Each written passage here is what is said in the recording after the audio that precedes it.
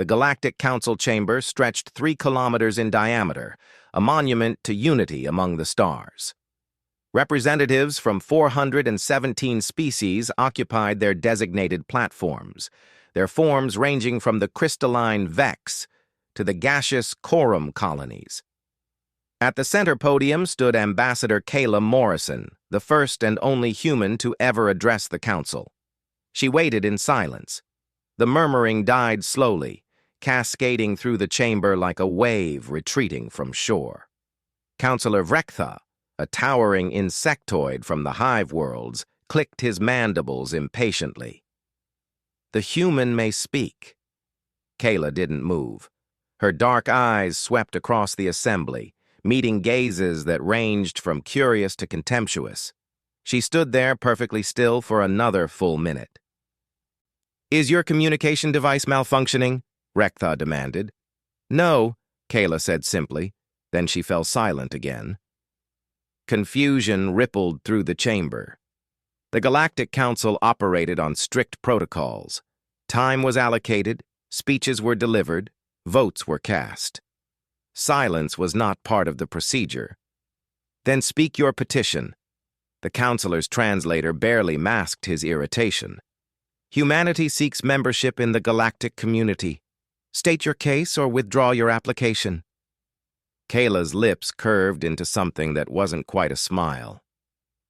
For 347 years, humanity has broadcast into the void.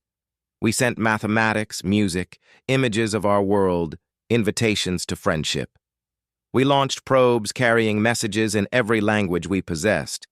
We built monuments that pointed to the stars, hoping someone would answer.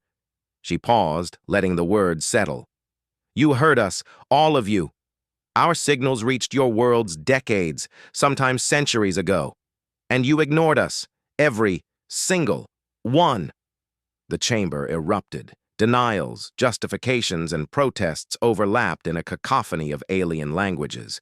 Kayla waited until the storm passed. Councillor Thane of the Aquarian Collective spoke, his voice rippling like water. "Your species was primitive.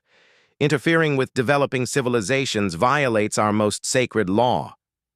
"Primitive," Kayla repeated. "We split the atom. We walked on our moon. We decoded our own genetic structure. But yes, we hadn't achieved faster-than-light travel, so we were primitive. Worth listening to, apparently, but not worth acknowledging."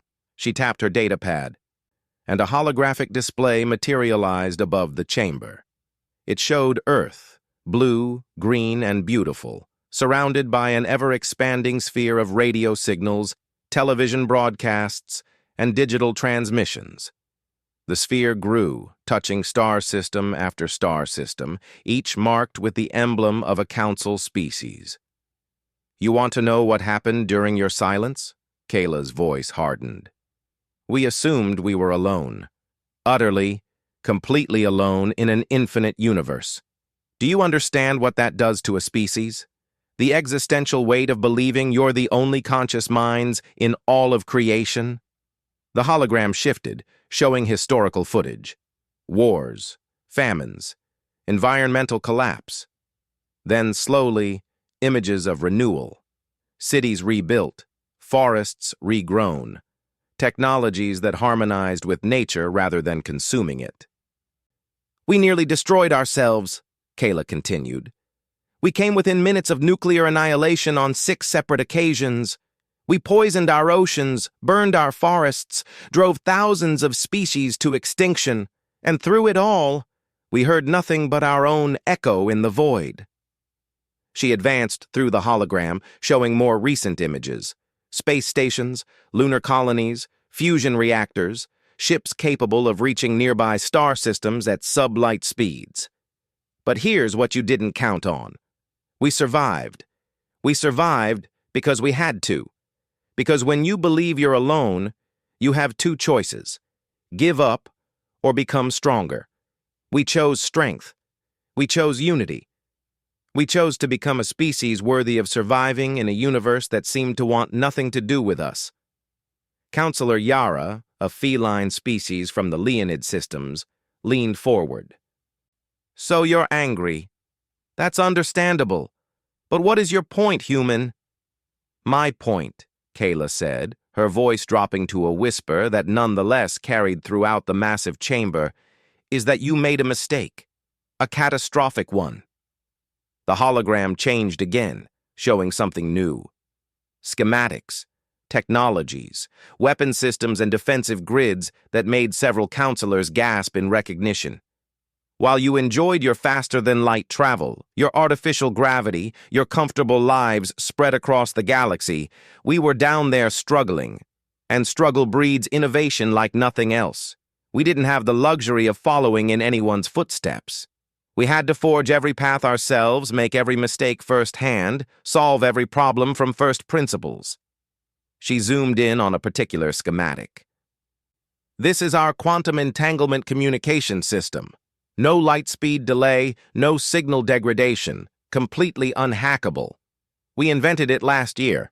According to our analysis of your networks, which, by the way, have embarrassingly poor security, you've been trying to develop this technology for 3,000 years. The chamber fell into stunned silence. Kayla continued, her presentation now showing image after image of human innovations.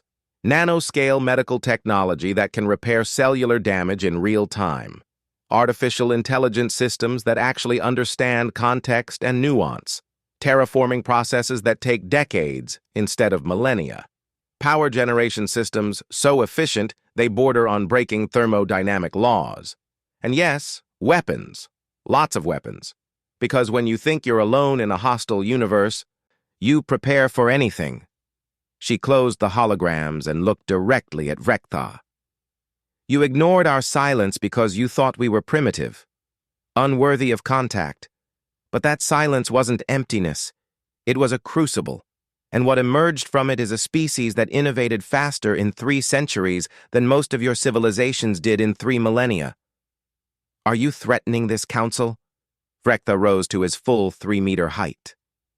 No, Kayla said calmly. I'm simply explaining why humanity's application for council membership isn't a request, it's a courtesy. We're already exploring systems within your borders. We already have colonies established on 14 worlds you haven't even surveyed yet. We already have trade agreements with 37 independent species you've deemed too primitive for contact. She smiled, and this time it reached her eyes. You wanted to wait until we were ready for contact. Well, we're ready. In fact, we've been ready for quite some time. We just wanted to see if you'd notice before we had to come knock on your door. Counselor Thane's form rippled with what might have been concern. What are you proposing? Partnership, Kayla said. Real partnership. Not the kind where you pat us on the head and give us hand-me-down technology. The kind where humanity brings our innovations to the table and you share yours. We'll help you solve the problems you've been struggling with for millennia. And in return, you'll give us access to the galactic community we should have been part of all along. And if we refuse? Vrectha asked. Kayla's expression didn't change. Then we continue doing what we've been doing, building, exploring, and innovating on our own. But I should warn you, we're very good at holding grudges, and we have excellent memories. Your silence taught us that we can't depend on anyone but ourselves. That's a lesson we won't forget. She gathered her datapad and prepared to leave the podium. You have 1 standard galactic month to decide. After that, humanity will proceed with or without council approval. The choice is yours.